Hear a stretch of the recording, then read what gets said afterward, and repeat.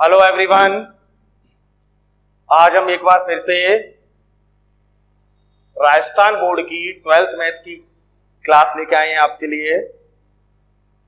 Last class में हम पढ़ रहे थे अपने ही बुक का चैप्टर 1 संयुक्त फलन कंपोजिट फंक्शन।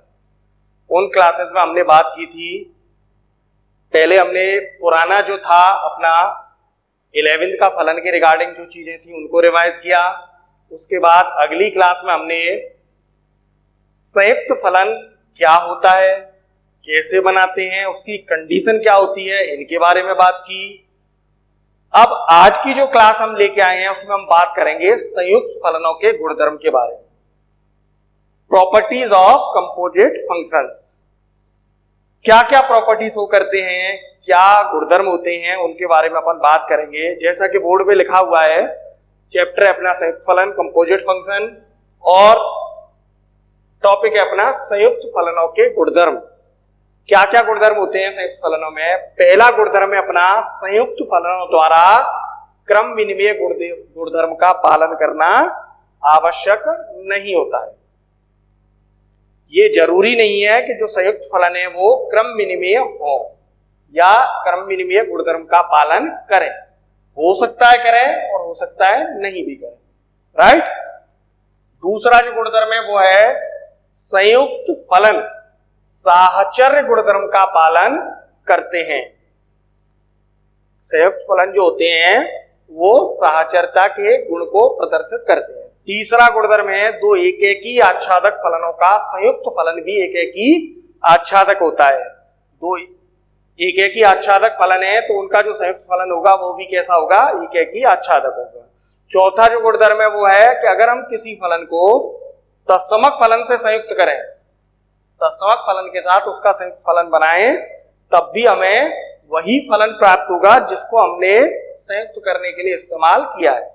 ये अपने 4 गुणधर्म है। अब हम एक एक करके इन गुणधर्म की व्याख्या करेंगे, इनके बारे में समझेंगे कि कैसे और किस तरीके से ये गुणधर्म कार्य करते हैं।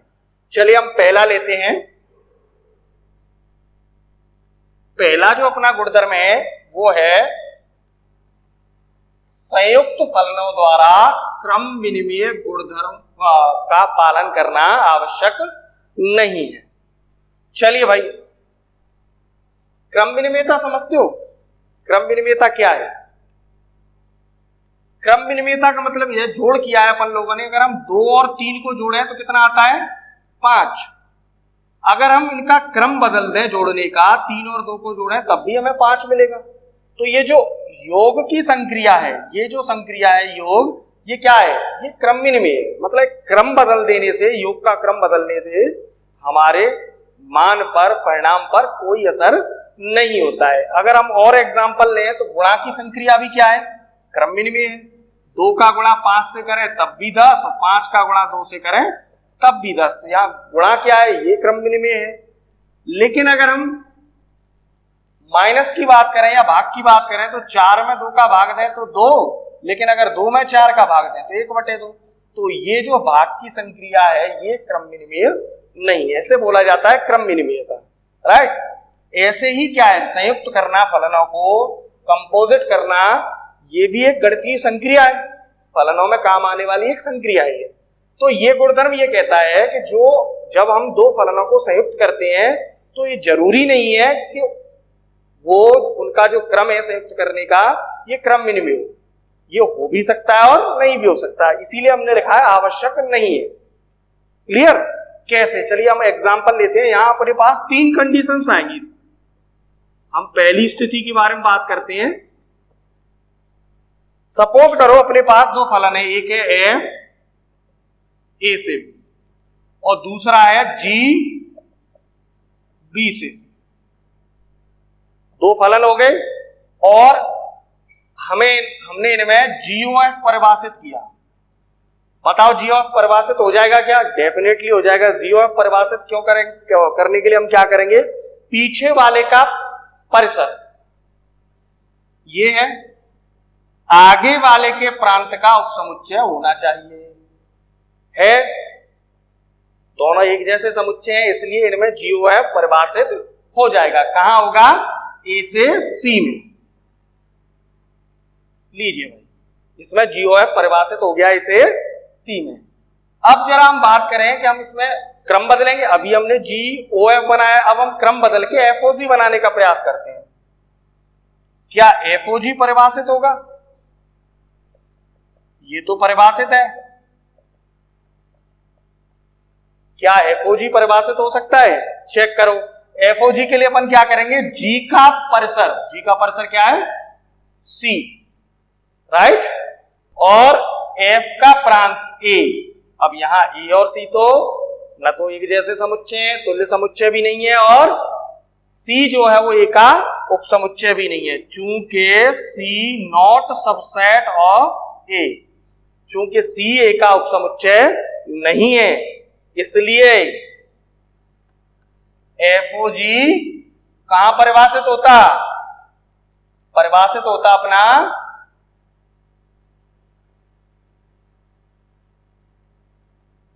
FOG परिभाषित नहीं होगा। अब परिभाषित ही नहीं है,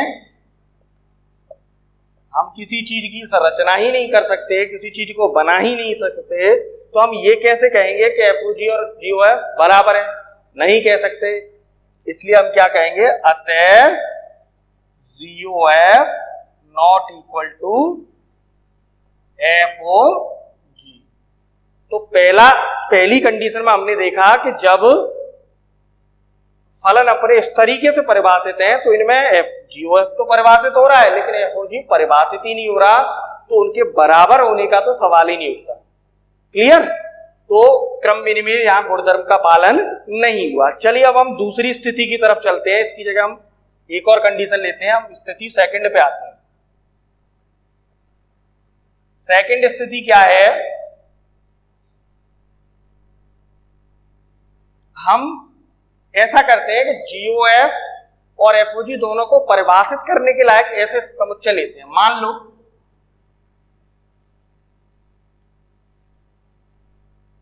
मैंने मान लिया कि A और C बराबर है, राइट। F हो गया A से B में और G हो गया ये भी A से B, राइट। अब देखिए हमें GOF चेक करना है। क्या GOF होगा? चूंकि F का परिसर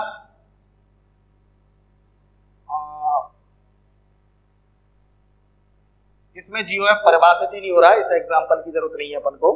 हमें ऐसा एग्जांपल लेना है जिसमें दोनों ही चीजें परिभाषित हो जाए। पहले अपना क्या था? ये था, राइट। अब हम दूसरी कंडीशन पे चल रहे हैं। मान लीजिए A और C बराबर है। हमने क्या मान लिया कि A और C बराबर है, तो अपने फलन क्या हो जाएंगे? तो अपने फलन हो जाएंगे F A से B और G B से। ये अपने हो गए फलन। क्लियर? अब हम इनमें GOF और FOG परिभाषित करके देखते हैं। GOF के लिए हम क्या चेक करेंगे? F का परिसर G के प्रांत का उपसमुच्चय होना चाहिए, है, बराबर है, इसलिए है। चूंकि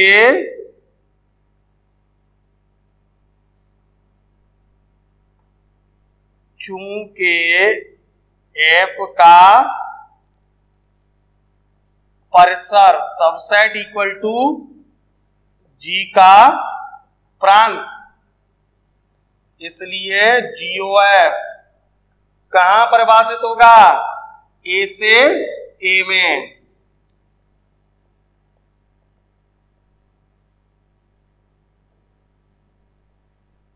हो गया परिभाषित।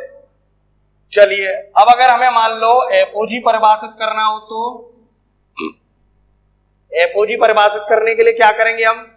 उसके लिए हम क्या करेंगे? जो G है, G का लेंगे परिसर। G का परिसर कितना है? A। और F का लेंगे प्रांत, कितना है? A। एक बार फिर से G का परिसर F के प्रांत का उपसमुच्चय है। चूंकि G का परिसर सबसेट इक्वल टू एफ का प्रांत, इसलिए एफओजी कहां परिभाषित होगा, बी से बी, इस बी से इस बी में, बी से बी में परिभाषित है। लीजिए भाई, दोनों परिभाषित हो गए अपने। इस एग्जाम्पल में क्या हुआ, एफओजी भी परिभाषित हो गया और जीओएफ। अब हमें ये चेक करना है क्रम विनिमय कब होंगे, जब ये दोनों समान फलन होंगे या तुल्य फलन होंगे, तभी होंगे, सॉरी समान नहीं तुल्य फलन होंगे, ये तभी क्रम विनिमय नियम का पालन करेंगे। अब देखिए, जब हमने लास्ट क्लास ली थी तो मैंने एक टॉपिक पढ़ाया था आपको, तुल्य फलन। दो फलन तुल्य तभी होते हैं जब उनके प्रांत बराबर हों, सह प्रांत बराबर हों और प्रांत के प्रत्येक बिंदु पर उन फलनों का मान भी बराबर हो। अगर जीओएफ और एफओजी तुल्य फलन है, बराबर हैं, तो इनके प्रांत बराबर होने चाहिए, सह प्रांत बराबर होने चाहिए और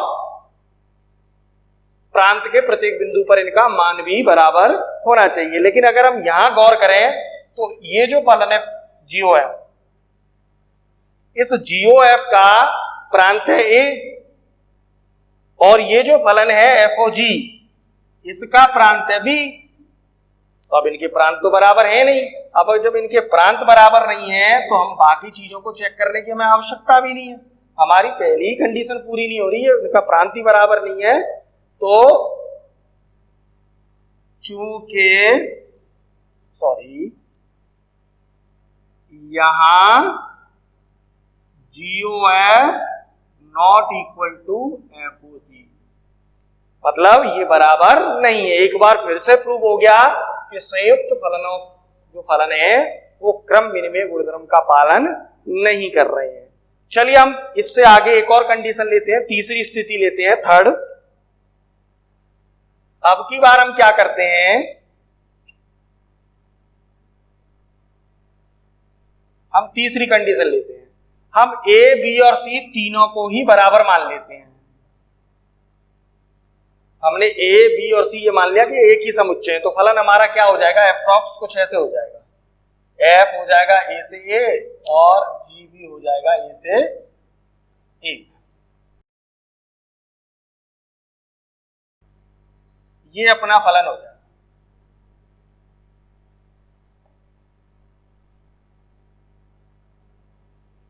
जो अब जरा ध्यान से देखिए, हमने अगर ए बी और सी तीनों को मान लिया, फलन अपना ये हो गया। देखने से ही जब चारों समुच्चय एक जैसे होते हैं तो एफओजी भी परिभाषित हो जाता है और जीओएफ भी परिभाषित हो जाता है, मतलब इसके लिए दोनों हो जाएंगे। तो यहां जीओएफ ए से ए में और एफओजी भी ए से ए में परिभाषित।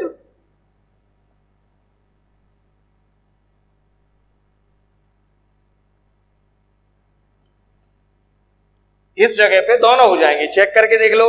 एफ का परिसर, जी का प्रांत, उप समुच्चय जीओएफ हो गया ए से ए में, ऐसे ही जी का परिसर, एफ का प्रांत और जीओएफ एफओजी हो गया ए से ए में। क्लियर?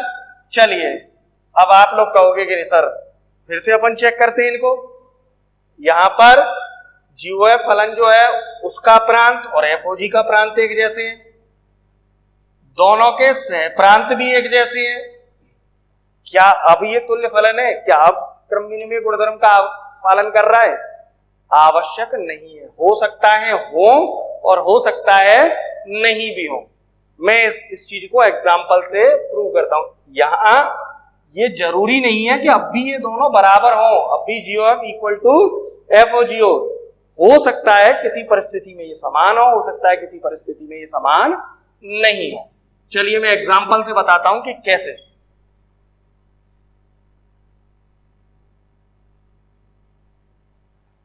हमने अभी जो तीसरी कंडीशन ली थी, स्थिति थर्ड, उसमें हमने क्या लिया था,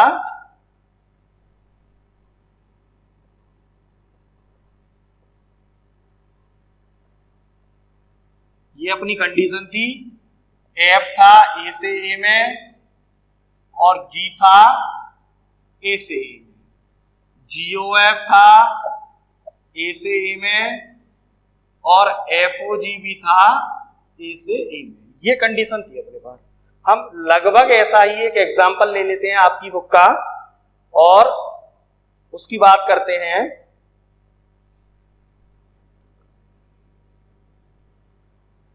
हमें एक फलन दे रखा है, मान लो FR से, और क्या है fx बराबर 2x। क्लियर? g एक फलन दे रखा है, ये भी R से R में, और gx क्या है x स्क्वायर। ये दो फलन अपने पास मौजूद हो गए। देखिए लगभग ऐसे ही फलन है तीसरी स्थिति जैसे, यहां भी दोनों के प्रांत सहप्रांत एक जैसे हैं, यहां भी दोनों के प्रांत सहप्रांत एक जैसे हैं, फलन अपने पास दोनों अलग अलग है। हम इनके लिए बात करते हैं। यहां f का परिसर सबसेट इक्वल टू g का प्रांत, इसलिए GOF कहां हो जाएगा R से R में परिभाषित है। और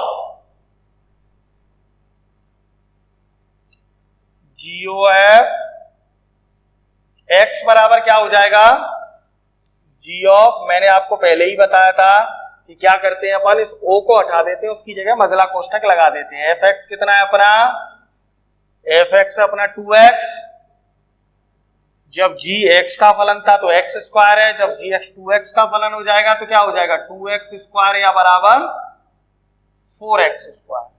राइट, एक नंबर दे लीजिए से। अब वापस आइए दोबारा से,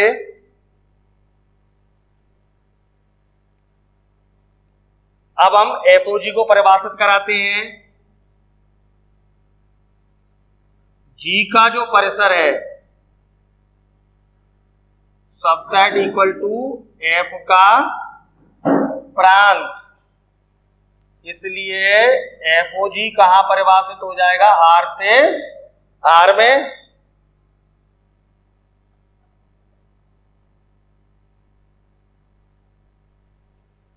क्लियर? और FOG होगा क्या,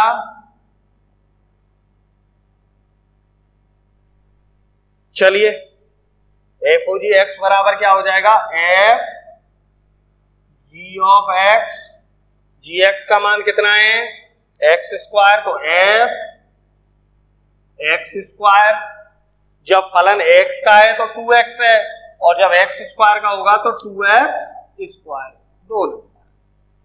अब जरा ध्यान से देखिए, अब हमें ये चेक करना है कि क्या ये तुल्य फलन है। दो फलन तुल्य कब होते हैं, जब उनके प्रांत समान हो, सहप्रांत समान हो, और प्रांत के प्रत्येक बिंदु पर फलन का मान भी समान हो। यहां हम देखें तो जो GOF है उसका प्रांत R, FOG का प्रांत R, मतलब दोनों के प्रांत समान है। GOF का सहप्रांत R, FOG का सहप्रांत R, मतलब दोनों के सहप्रांत भी समान है, लेकिन प्रांत के प्रत्येक बिंदु पर इस फलन का मान 4x स्क्वायर और इस वाले फलन का मान 2x स्क्वायर, जो कि समान नहीं है। ओके, तो हम क्या लिखेंगे, क्योंकि GOF x not equal to FOG x, किसके लिए, प्रत्येक x बिलोंग टू R प्रांत के लिए, प्रांत के हर एक अवयव के लिए ये समान नहीं है, इसलिए GOF not equal to FOG है। मतलब यहां पर ये दोनों तुल्य फलन नहीं है। इसका मतलब सिंपल सा ये है कि स्थिति तीसरे में भी ये जरूरी नहीं है, इस वाली कंडीशन में भी ये जरूरी नहीं है कि जो हमारे संयुक्त फलन है वो क्रम विनिमय गुणधर्म का पालन करें। अब मैंने ये क्यों कहा कि जरूरी नहीं है, ये इसलिए कहा क्योंकि हो सकता है कि ऐसे एग्जाम्पल मौजूद हों जिनमें ये बराबर हो जाए, जिनमें ये फलन का मान भी, प्रांत भी समान हो जाए, सहप्रांत भी समान हो जाए और फलन का मान भी समान हो जाए। लेकिन इसका कतई ये मतलब नहीं है कि ये क्रम विनिमय गुणधर्म का पालन करेगा। गणित का एक बड़ा सिंपल सा, बड़ा लॉजिकल सा नियम है, गणित में केवल उसी चीज को पूरी तरह से सत्य माना जाता है, सही माना जाता है, जिसका अपवाद मौजूद नहीं हो, जो कभी भी गलत साबित नहीं हो सके। अगर हम ऐसी चीजें होती हैं जिनमें कभी क्रम विनिमय है और कभी नहीं है, तो हमने क्या करेंगे, हम ये नहीं कह सकते ये क्रम विनिमय है। इस वाले एग्जाम्पल में नहीं है, किसी में हो सकता है हो, लेकिन फिर भी हम क्या कहेंगे कि क्रम विनिमय गुणधर्म का पालन नहीं करता। चलिए मैं एक एग्जाम्पल और देता हूं जो इसी स्थिति के अकॉर्डिंग होगा, लेकिन वहां पर ये क्रम विनिमय निकलेगा।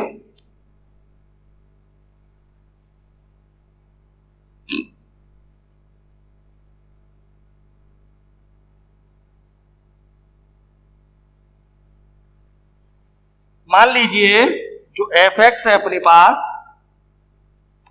फलन के अकॉर्डिंग होती है ये वैल्यू। एफ एक्स हम मान लें, एफ है मेरा आर से आर में और एफ एक्स है मेरा एक्स स्क्वायर, और जी है मेरा ये भी आर से आर में और जी एक्स है मेरा एक्स की घात 3। ये दो मेरे पास अलग अलग फलन है, और इस एग्जाम्पल के लिए मैं चेक करने का प्रयास करता हूं कि क्या इसमें होता है। देखिए जीओएफ के लिए हम क्या चेक करते हैं,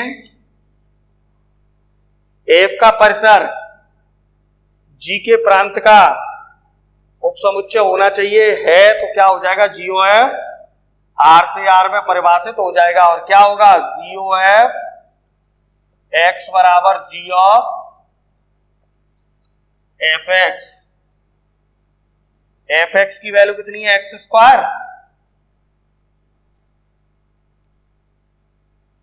जब फलन एक्स का है तो एक्स की घात 3, एक्स स्क्वायर क्या हो जाएगा, तो एक्स स्क्वायर की घात 3 हो जाएगा, या एक्स की घात 6। ऐसे ही एफओजी क्या हो जाएगा, एफओजी के हम क्या करेंगे, एफओजी के लिए हम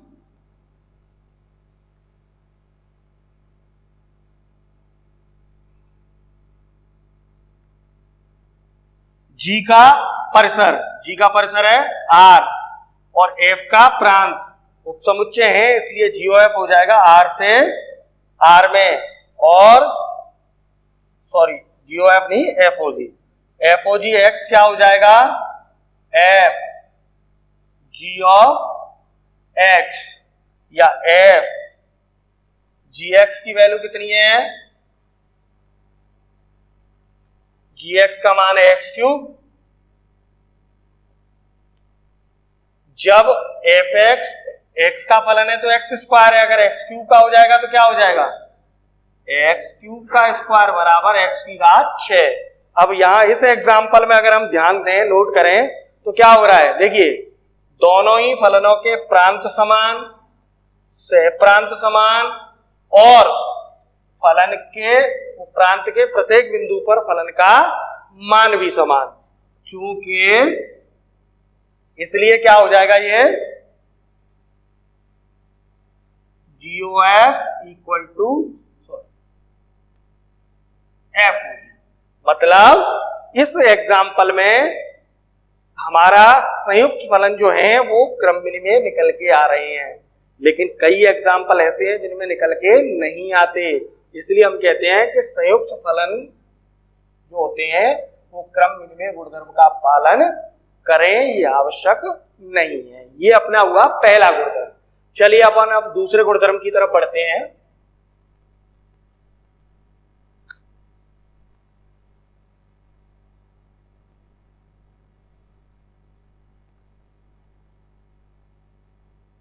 जो दूसरा अपना गुणधर्म है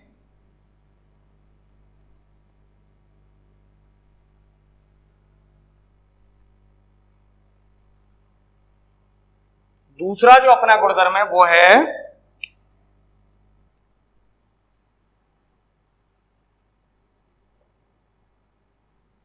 संयुक्त फलन साहचर्य गुणधर्म का पालन करते हैं। साहचर्य का मतलब समझते हो, भाईचारा। सिंपल सा, जिसमें अगर गणित की भाषा में बात करें, मैं समझा दूं आपको,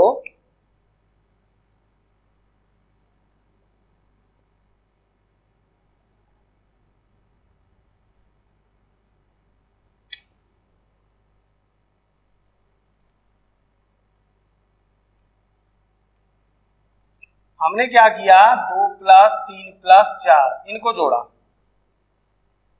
तो क्या करेंगे हम, पहले 3 और 4 को जोड़ेंगे 7 और फिर जोड़ के इनको कहेंगे 9।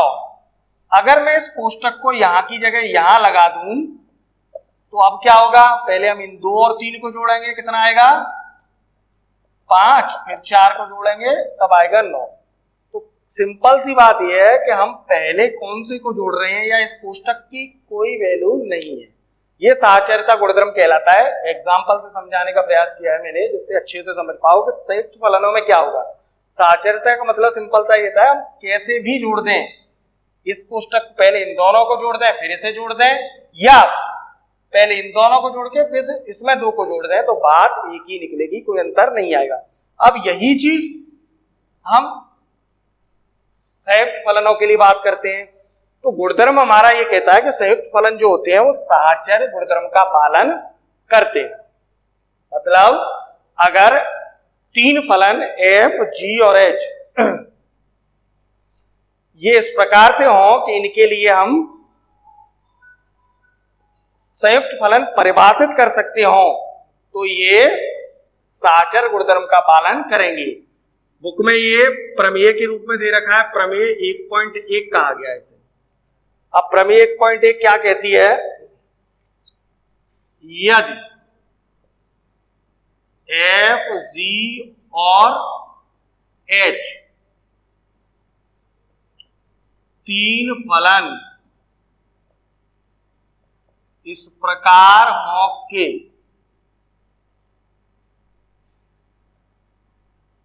इनके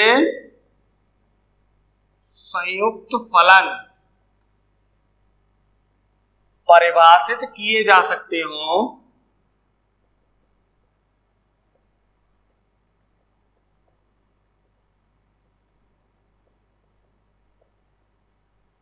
तो कौन से, FO, GOH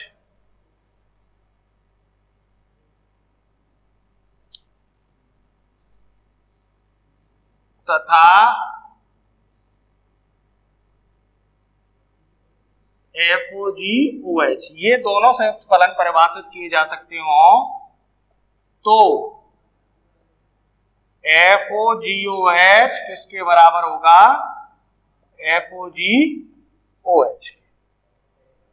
ये हमारा साहचर्य गुणधर्म है। मतलब ये कि इस कोष्टक का हमने किसको किसके साथ संयुक्त किया, इससे कोई फर्क नहीं आएगा, ये जो चीज होगी अपनी सत्य होगी।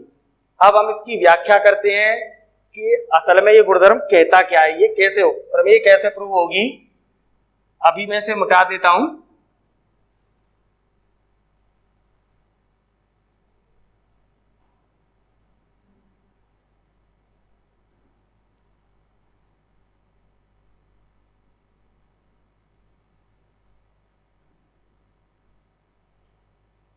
सपोज करिए अपने पास 3 फलन है,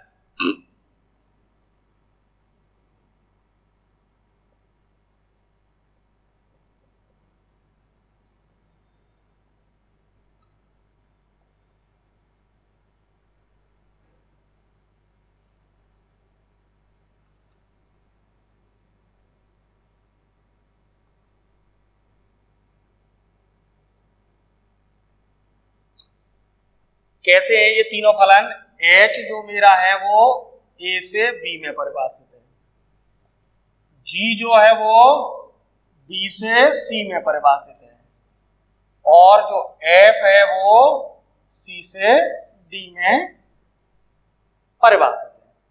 क्लियर। चलिए हम इनके लिए संयुक्त फलन परिभाषित कराने के प्रयास करते हैं। हमें प्रूव क्या करना है, हमें जो चीज प्रूव करनी है वो ये लिखी हुई है, FOGOH बराबर FOGOH।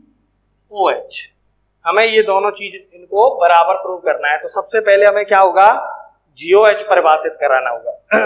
GOH, चूंकि GOH के लिए सिंपल H का परिसर देखेंगे, G का प्रांत देखेंगे। H का परिसर कितना है B और G का प्रांत कितना है B। चूंकि H का परिसर सबसेट इक्वल टू G का प्रांत, इसलिए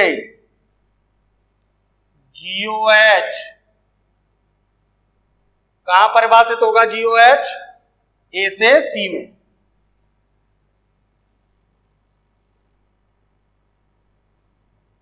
परिभाषित है, हो गया भाई। चलिए अब GOH परिभाषित हो गया। अब हमें इस GOH को कहां संयुक्त करना है, GOH को संयुक्त करना है F के साथ। नियम वही रहेगा, आप इसको थोड़ी देर के लिए भूल जाइए कि GOH है।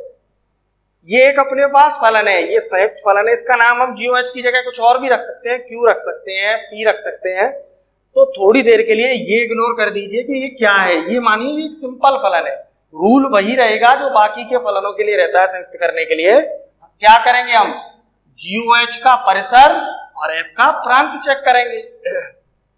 GOH का परिसर कितना है C और F का प्रांत कितना है F। पुनः GOH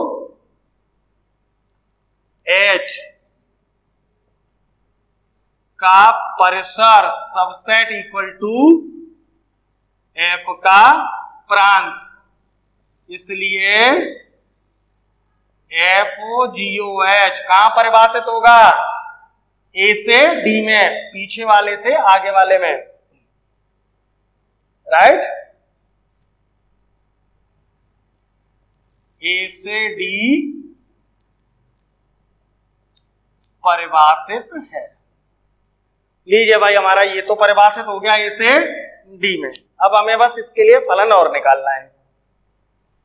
चाहो दो तरीके हैं अपने पास इस चीज के लिए, चाहे तो हम पहले GOH निकाल सकते हैं, फिर उसको F के साथ संयुक्त कर सकते हैं, और चाहे तो हम सीधा भी निकाल सकते हैं। पहले अपन माना के X बिलोंग टू A के लिए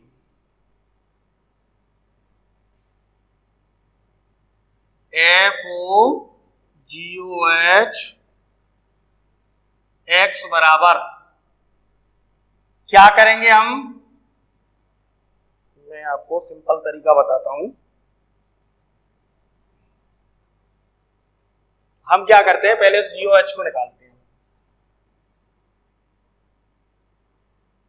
किसी X बिलोंग टू A के लिए GOH X बराबर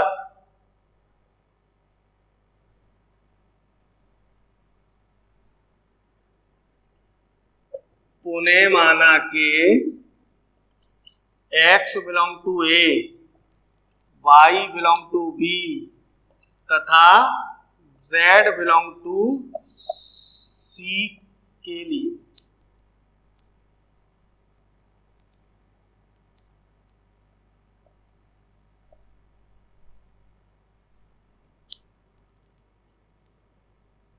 और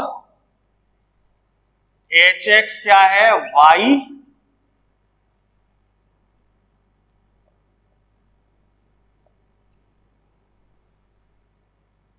GY क्या है Z। हमने मान लिया कि इस समुच्चय A का कोई अवयव है X, B का कोई अवयव है Y और C का कोई अवयव है Z। इनके लिए ये किस प्रकार से हैं, HX बराबर Y है और GY बराबर Z है, राइट। अब हम इनके लिए चेक करेंगे क्या, अतः X बिलोंग टू A के लिए FOGOH। सबसे पहले अपन क्या करेंगे, F, इस O को हटा देंगे, इसकी जगह अपना क्या आ जाएगा, बड़ा कोष्टक लगाइए यहां,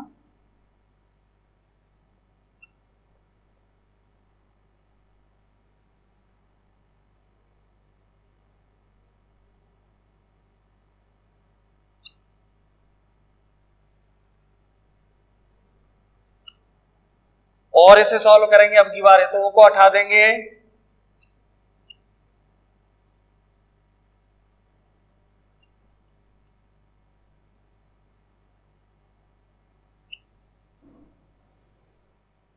हम FOGOH X का मान निकाल रहे हैं।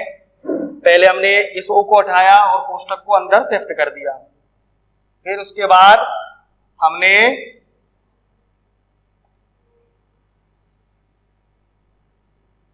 इस O को हटाया और उस कोष्टक को अंदर शिफ्ट कर दिया। अब अपने पास वैल्यू है X का मान, अपने पास कितना मान रखा है अपन ने, Y। तो यहां क्या करेंगे अपन, FGY, GY का मान कितना मान रखा है, Z। तो फाइनली अपने पास वैल्यू क्या निकल के आ जाएगी, FZ। लीजिए मैं इधर लिख देता हूं FZ, इसे दे लेंगे हम 1 नंबर, राइट। चलिए अब अपन आते हैं दूसरी तरफ। अब अपने पास ये चीज आ गई FOGOH, हम इसकी वैल्यू निकाल के देखते हैं कि साहब क्या ये भी परिभाषित है और क्या ये बराबर है। इतना समझ में आ गया होगा आपके। आगे चलते हैं फिर से एक बार, पहले हम निकालेंगे FOG, पहले हम चेक करेंगे क्या FOG परिभाषित है। पुनः एक बार देखिए, FOG के लिए अपन क्या करेंगे, G का परिसर और F का प्रांत चेक करेंगे। G का परिसर है C, F का प्रांत है C, उपसमुच्चय है G का परिसर सबसेट इक्वल टू F का प्रांत। इसलिए FOG कहां परिभाषित होगा, पीछे वाले से आगे वाले में। G को नीचे लिखते हैं, सॉरी, G को ऊपर F को नीचे। G क्या है, B से C, F क्या है, C से D, ये दोनों बराबर है, इसलिए B से D में, B से D परिभाषित है। अब हम चेक करेंगे अपना FOG परिभाषित हो गया। अब थोड़ी देर के लिए हम ये भूल जाएंगे कि ये कोई संयुक्त फलन है, ये सिंपल अपने लिए एक फलन है। अब हम FOG और H का संयुक्त फलन निकालेंगे। क्या करते हैं हम, पीछे वाले का परिसर, आगे वाले का प्रांत। H का परिसर B, FOG का प्रांत B। चूंकि H का परिसर सबसेट इक्वल टू FOG का प्रांत, इसलिए FOGOH कहां परिभाषित होगा, पीछे वाले का प्रांत और आगे वाले का परिसर या सहप्रांत। FOG कहां परिभाषित होगा, A से D में। लीजिए भाई, ये परिभाषित तो हो गया। अब हमें फलन का मान निकालना है कि फलन के प्रत्येक बिंदु पर इसका मान क्या होगा। हम पहले ही अवयव ले चुके हैं, X belong to A, Y belong to B और Z बिलोंग टू C के लिए। पुनः माना कि X belong to A, Y belong to B तथा Z बिलोंग टू C इस प्रकार है कि HX बराबर Y, GY बराबर Z, राइट। अब हम इसलिए प्रत्येक x बिलोंग टू ए के लिए अब हम वैल्यू निकालेंगे किसकी, x बिलोंग टू ए के लिए। देखिए क्या आएगी, FOGOH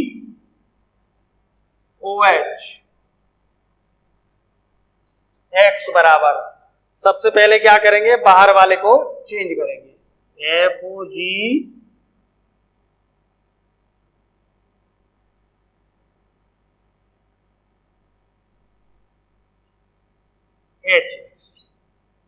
HX की वैल्यू कितनी है, y, FOGY। अब हम इस O को हटाएंगे,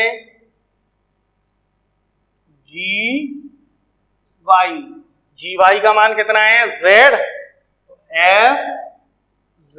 ये हो गया अपना समीकरण नंबर 2। अब देखिए दोनों ही जगह अगर ये बराबर है, ये बराबर कब होंगे, जब ये तुल्य फलन होंगे, और तुल्य फलन होने के लिए कंडीशन क्या है, वही रहेंगी, प्रांत समान, सह प्रांत समान और फलन के प्रत्येक बिंदु पर फलन का मान भी समान। चलिए एक बार हम देख लेते हैं कि क्या ऐसा हो रहा है।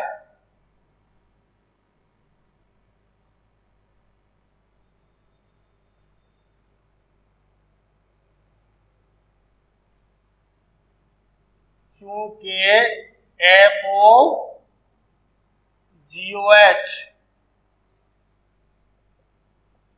का प्रांत, इसका FOGOH का प्रांत कितना है, A, और FOGOH का प्रांत कितना है, A, दोनों के ही प्रांत कितने हैं, A हैं, इसलिए बराबर FOGOH का प्रांत, दोनों के प्रांत समान हो गए, तथा FOGOH का सहप्रांत। अब देखिए FOGOH का सहप्रांत कितना, D, और FOGOH का सहप्रांत कितना, D, दोनों के सहप्रांत भी बराबर हैं। FOGOH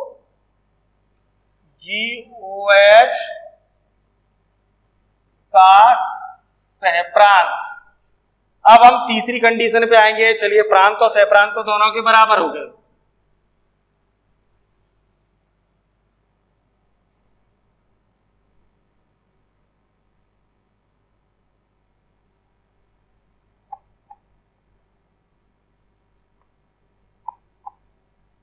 अब देखिए प्रांत के प्रत्येक बिंदु पर इस वाले फलन का मान भी FZ और प्रांत के प्रत्येक बिंदु पर इस वाले फलन का मान भी FZ। इसका मतलब प्रांत के प्रत्येक बिंदु पर इन फलनों का मान भी बराबर है। समीकरण 1 व समीकरण 2 से प्रत्येक x बिलोंग टू A के लिए, दोनों के ही प्रांत A हैं, दोनों के प्रांत कितना है, A, दोनों का सहप्रांत कितना है, समुच्चय D, और प्रांत के प्रत्येक बिंदु पर FOGOH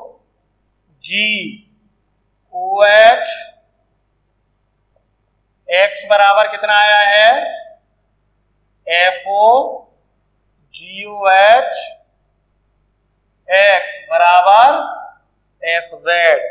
ध्यान से देखिए, ये मेरा इस फलन का मान और ये मेरा इस फलन का मान, दोनों ही चीजें कैसी हैं, दोनों ही मान बराबर है। अतः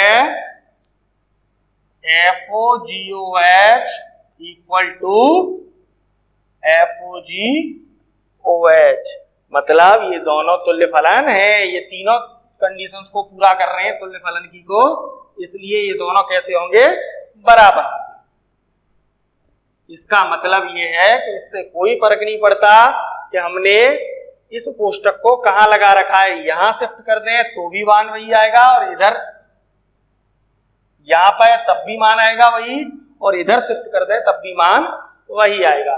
तो कहने का सिंपल सा मतलब यह है कि साहचर्य संयुक्त फलन जो होते हैं वो साहचर्य गुणधर्म का पालन करते हैं। ओके, चलिए अब बचे हुए जो दो गुणधर्म रह गए हैं उनके बारे में अपन कल बात करेंगे। Thank you.